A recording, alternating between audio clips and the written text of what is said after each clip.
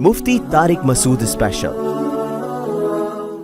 معراج کی رات نبی صلی اللہ علیہ وسلم نے دیکھا کہ ایک برتن میں اچھا فریش تازہ گوشت ہے اور ایک میں کیڑوں والا بدبو والا غلیظ اور گندا گوشت۔ آپ نے دیکھا کہ کچھ لوگ اس اچھے خوشبودار گوشت کو چھوڑ کے کیڑوں والا سڑا ہوا گوشت، جب سڑ جائے کتنا گندا ہوتا ہے، وہ سڑا ہوا گوشت کھا رہے ہیں۔ ان کو یہ سزا ہے کہ قیامت تک تم یہ کھاتے رہو گے سڑا ہوا گوشت۔ آپ نے جبریل سے پوچھا یہ کون لوگ ہیں؟ جبریل نے فرمایا یہ آپ کی امت کے وہ شادی شدہ لوگ ہیں جو حلال بیوی کو چھوڑ کر حرام عورتوں کے پاس جاتے ہیں۔ آج شادی شدہ لوگوں میں بھی زنا کم نہیں ہے۔ جب ان سے کہتے ہیں ایک اور شادی کر لو تو موت آتی ہے۔ میں ایسے لوگوں کو بھی جانتا ہوں، کروڑ پتی ہیں، طوائفوں کے 5-5 لاکھ روپے باندھے ہوئے ہیں زنا کے، اور ایک طوائف نے 20 مردوں سے 4 لاکھ 5 لاکھ لے کے کروڑ پتی بن چکی ہے وہ، سمجھ رہے ہیں؟ اور ہماری سوسائٹی یہ سب کچھ برداشت کر رہی ہے۔ ایک عورت کو طلاق ہوئی ہے، اب کوئی شادی نہیں کر رہا اس سے، تو اس نے اسی کو دھندا بنا لیا اور کروڑوں پتی بن گئی ہے۔ وہ مالدار آدمی، اس کے لیے 2.5-3 لاکھ 4-5 لاکھ روپے کوئی مسئلہ نہیں ہے، رکھیل کی طرح وہ اس کو استعمال کرتا ہے۔ اس بے غیرت کو بولو نکاح کر لے تو موت آئے گی اس کو، سمجھ رہے؟ تو کیا آئے گی؟ موت۔ کہتے شادی کوئی بچوں کا کھیل تو نہیں ہے۔ ابے تو 2.5-4-5 لاکھ روپے تو اجرت کے طور پہ دے سکتا ہے، تو کسی غریب لڑکی سے 2-2.5 لاکھ میں غریب 4 لڑکیاں پل سکتی ہیں آرام سے، لیکن نہیں، حرام کاری کا جب چسکا لگ جائے، اور عورت بھی یہ کر رہی ہے، کیوں؟ اس کو پتا ہے کوئی شادی کرنے کے لیے تیار ہے ہی نہیں۔ اور جب ہم دوسری شادی کرتے ہیں تو لوگ کہتے ہیں مولوی شادی کرتا رہتا ہے۔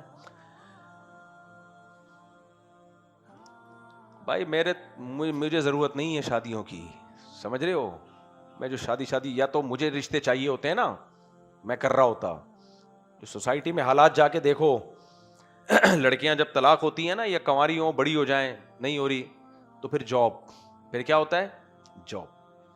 اور خدا کی قسم لڑکی کو حلال میں اتنا نہیں ملتا، اس کے لیے بڑی محنت چاہیے۔ حرام میں وہ تھوڑے میں بہت کما لیتی ہے۔ بہت کم لڑکیاں ہیں جن میں تقوی، خدا کا خوف ہو، انہوں نے اپنی عزتوں کو سنبھال کے رکھا ہوا ہے۔ اور پھر جنہوں نے اپنی عزتوں کو سنبھال کے رکھا ہوا، جب وہ ڈپریشن میں جاتی ہیں تو سائیکیٹرسٹ کے پاس جاتی ہیں۔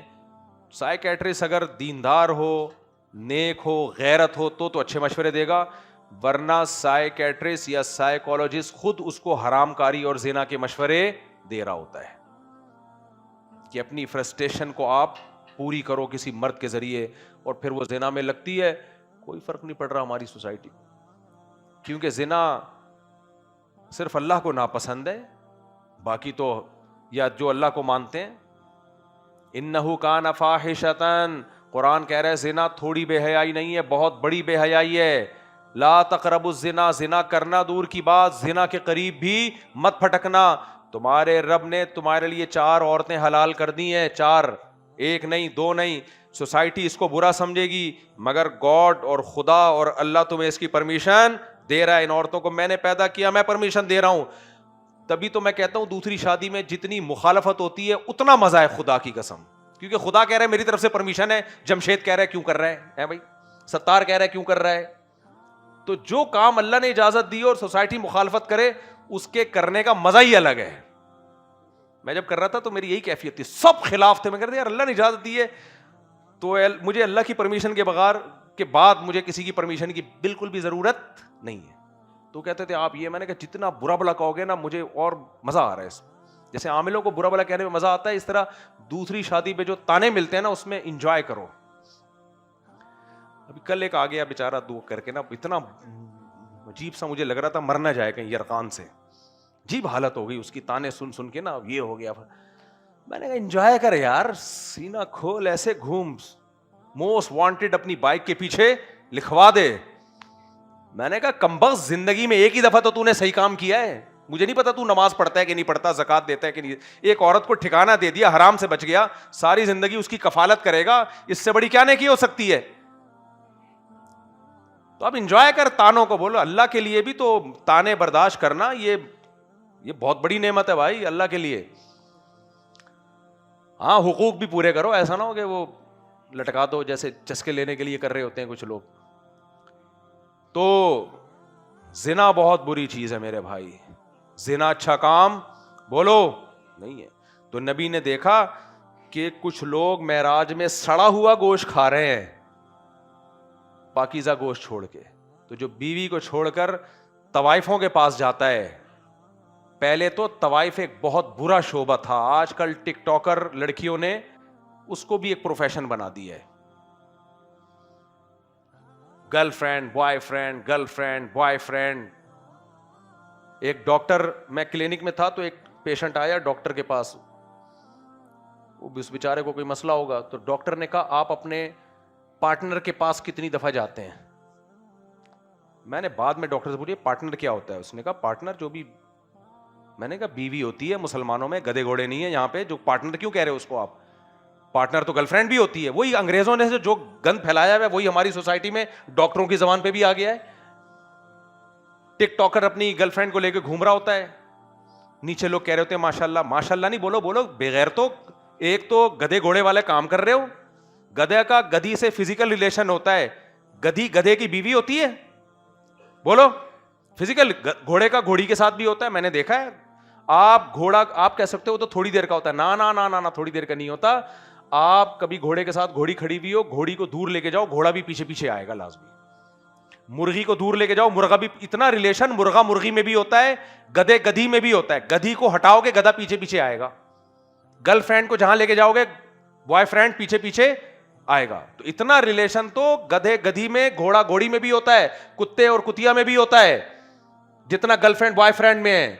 فرق یہ ہے کہ کتے کتیا کے ساتھ شادی نہیں کرتا. مجھے تھوڑا سا ابیوزو لینگویج استعمال کرنے دو.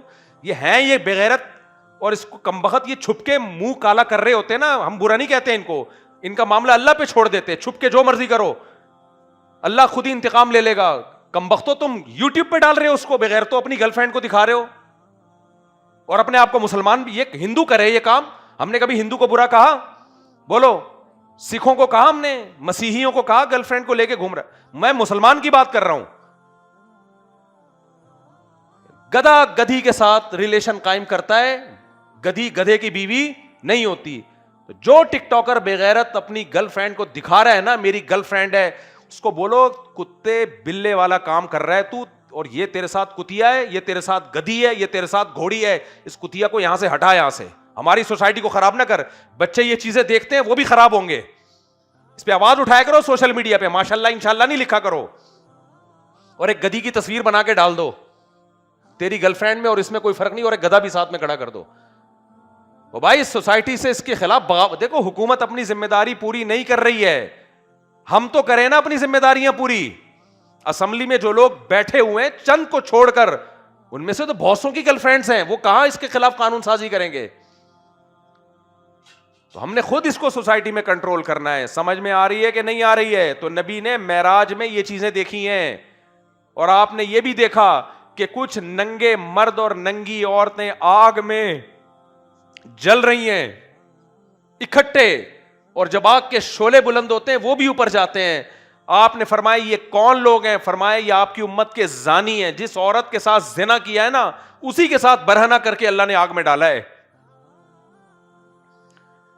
انگریزوں کی نظر میں زنا کوئی جرم نہیں ہے میرے بھائی, اسلام کی نظر میں بہت بڑا جرم ہے. یہ ہمیں معراج کی رات سے سبق ملتا ہے.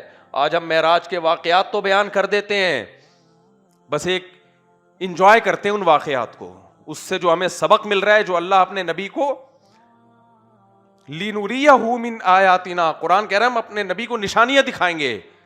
تو جو کچھ اللہ دکھا رہا ہے ہم اس سے عبرت حاصل نہیں کرتے. تو اس لیے بچو زنا سے. اللہ ہمیں عمل کی توفیق عطا فرمائے اور ہماری سوسائٹی کو ایک پاکیزہ سوسائٹی بنائے.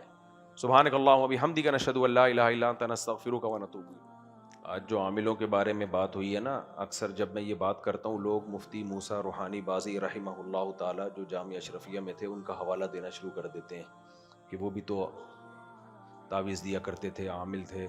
وہ عامل نہیں تھے۔ کچھ بزرگ ہوتے ہیں کرامت کے طور پر اللہ تعالیٰ ان کی دعا کو سن لیتے ہیں، وہ کوئی عمل بتا دیں تو فوراً اس پر اثر ہو جاتا ہے۔ وہ عامل نہیں تھے۔ تو جو ان کے واقعات ہیں نا، تعویذ پہ کوئی آیت لکھ کے دے دی، بولا پڑھ لو یا اس کو اس طرح استعمال کرو، فوراً اثر ہوتا تھا۔ ہمارے شیخ حضرت مفتی عبدالرحیم صاحب حفیظہ اللہ تعالیٰ نے بتایا کہ وہ بھی مفتی موسیٰ روحانی بازی ان کے بھی استاذ ہیں، تو کہتے ہیں ہم نے خود اپنی آنکھوں سے دیکھا ہے، کچھ بھی کسی کو دے دیا اثر ہو جاتا تھا اس پہ۔ تو وہ کرامت ہوتی ہے کچھ اللہ والوں کی، تبھی ان کے بارے میں ہم تک خبر پہنچی۔ ان کے انتقال کے بعد ان کی قبر سے بھی خوشبو آئی ہے۔ تو کچھ بزرگ ہوتے ہیں وہ نیک لوگ ہوتے ہیں، نبی صلی اللہ علیہ وسلم نے فرمایا کچھ اللہ والے ایسے ہوتے ہیں کہ اگر وہ قسم اٹھا لینا تو اللہ اس کی قسم کو پورا کر کے چھوڑتا ہے۔ تو وہ کچھ ایسے بزرگ تو ہوتے ہیں ہر دور میں۔ ہم لوگ کیا چونکہ بزرگ ہوتے ہیں تو کرامتیں بھی ہوتی ہیں، کچھ لوگ ہوتے ہی نہیں ہیں تو کرامتیں بھی نہیں ہوتی، تو ان کا عملیات سے کوئی تعلق نہیں ہے، سمجھ رہے ہو؟ آپ کے خلاف ایک عورت نے ویڈیو بنائی ہے جس میں وہ آپ پر تنقید کر رہی ہے آپ کے بیان کے بارے میں، جس میں آپ نے کہا ہے کہ حدیث میں ہے کہ اگر ماں باپ بیوی کو طلاق دینے کا کہیں تو ماں باپ کی اطاعت کرنی چاہیے۔ ہاں وہ میں نے ویڈیو دیکھی ہے۔ وہ ویڈیو یہ ہے کہ یہ دیکھو مفتی کہہ رہا ہے حدیث میں آتا ہے کہ ماں باپ اگر کہہ دیں بیوی کو طلاق دو تو طلاق دے دو، بس اس پہ اسٹاپ کر کے اس نے آگے ری ایکشن ریکارڈ کروا دیا۔ یہ بالکل ایسے ہی ہے جیسے قرآن میں آتا ہے لا تقربوا الصلاۃ وانتم سکارا، اے ایمان والو نماز کے قریب مت جاؤ اس حال میں کہ تم نشے میں ہو۔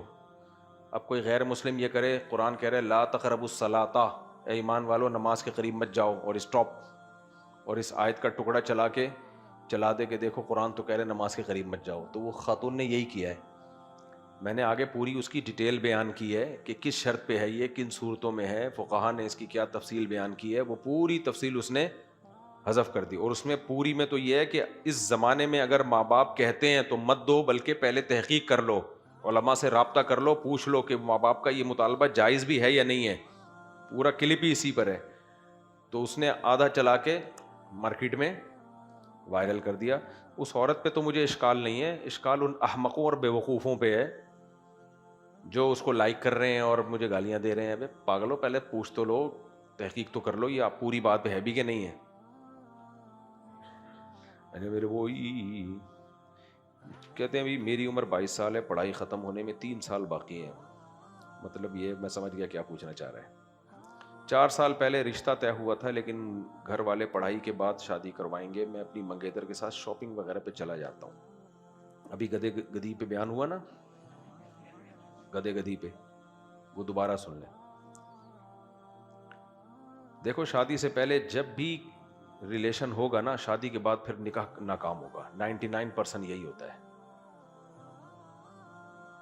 یہ تبھی گوروں میں طلاقیں بہت ہیں، کیونکہ انڈرسٹینڈ کرتے کرتے نا ایک دوسرے سے انڈرسٹینڈنگ پہلے ہوگی، پہلے ایک دوسرے کو ایکچولی ہم سمجھیں گے، ایسے شادی کوئی بچوں کے، یہ ہمارے لبرل انٹیاں اس طرح کی باتیں آج کل ٹی وی میں آ کے بھی کر رہی ہوتی ہیں۔ ایکچولی کوئی بچوں کے کھیل تو پہلے آپ سمجھیں جمشید کیسا ہے، سمجھ رہے ہیں نا؟ تو پہلے اس کو سمجھیں، ایک دوسرے کو ماں باپ بھی بول رہے ہوتے ہیں جاؤ سمجھنے کے لیے قائد اعظم کے مزار پہ چلے جاؤ، ایک دوسرے کو سمجھو، پہلے ایک وزٹ کر لو، دبئی کا ایک ٹور لگا کے آ جاؤ، پہلے سمجھو۔ ابے بھائی ہمارے ماں باپ کی شادیاں ہوئی، دادا دادیاں، نانا نانیاں، صدیوں سے جو ہو رہا ہے وہ بغیر سمجھے ہی ہو رہی ہیں، اور ایسی کامیاب شادیاں ہوتی تھیں۔ اب سمجھ کے انگریز سمجھ کے شادی کرتا ہے، 50 سال تک سمجھتا رہتا ہے، بچے پیدا ہو جاتے ہیں سمجھنے میں۔ وہ ماں باپ کی شادی میں کرسیاں لگا رہے ہوتے ہیں، اپنے تمبو لگا رہے ہوتے ہیں، اور پھر اس کے بعد شادی ہوئی اور جھگڑے شروع، طلاقیں، اتنا ڈیورس ریشو ان ملکوں میں آپ کی سوچ سے بھی زیادہ۔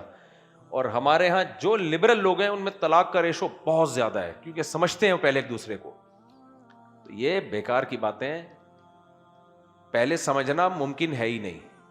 ہاں اتنا کر لو، بالکل اجنبی کی جگہ شادی ہو رہی ہے، ایک آدھ دفعہ فون پہ بات کر لی، اپنی ترجیحات بتا دیں، جیسے ایک دیندار آدمی ہے وہ اتنا بتا دے بھائی میں پردے پہ، میری جب بھی شادی ہوئی ہے نا تو میں نے 3 باتیں لازمی کہی ہیں۔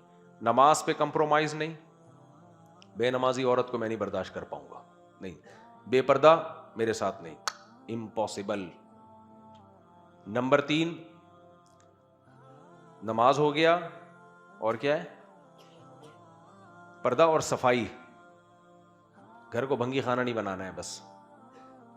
تو باقی میں نے کہا بھائی سب کچھ برداشت ہے, گھر میری خدمت کرو ٹھیک ہے, نہیں کرو. 3 اور ہیں, نہیں بھی ہوتی تو بھی میں اس معاملے میں بہت براڈ مائنڈیڈ ہوں. میرے گھر میں کھانا پکا ہوا وہ کھا لوں گا, نہیں ہے کہیں سے ہوٹل سے منگوا لو. اس میں کبھی ٹارچر نہیں کرتا گھر میں, بہت کھلا ڈلا ہاتھ. جس گھر والوں نے جانا ہے اپنی اماں کے ہاں, میں کے جانا ہے, چلو بھائی ٹھیک ہے یار, یہ رکشے کا کرایہ, ان ڈرائیو کا کرایہ پکڑو, جاؤ بھائی ہو کے آ جاؤ, جتنے دن رہنا رہ کے آ جاؤ. اس میں کیا ہوں, براڈ مائنڈیڈ. ویسے 4 کے بعد براڈ مائنڈیڈ ہی ہوگا آدمی, اور کیا ہوگا, لیکن یہ بھی ایک حقیقت ہے. تو یہ بھی 4 شادیوں کا فائدہ ہے نا, عورت کو بھی آدمی کھلی چھوٹ دے دیتا ہے کہ بھائی اب ایک ہوتی ہے تو پھر وہ اسی سے ساری امیدیں لگا کے بیٹھے ہوئے ہیں کہ یہی خدمت بھی یہی کرے گی, کھانا بھی یہی پکائے گی, گھر بھی یہی, صاحب مہمانوں کو بھی, رشتہ دار آ رہے ہیں ان کو بھی, تو اس پہ بھی بہت بوجھ ہوتا ہے. تو یہ 2-3 کا فائدہ یہ عورت کو بھی ہوتا ہے.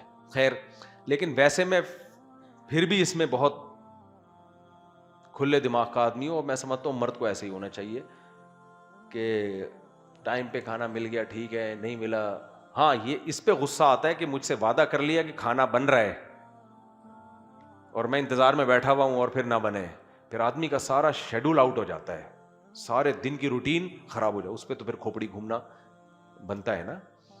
پھر میں وہ والے بیانات اپنے سنتا ہی نہیں جن میں اخلاقیات کی ترغیب دی گئی ہے, مار دھاڑ والے بیان سنتا ہوں پھر میں. خیر, تو 2-3 چیزوں میں جیسے دیندار آدمی کی ترجیحات یہی ہیں کہ بھئی پردہ ہو, نماز ہو, گھر میں طہارت کا, صفائی ستھرائی کا انتظام, بس.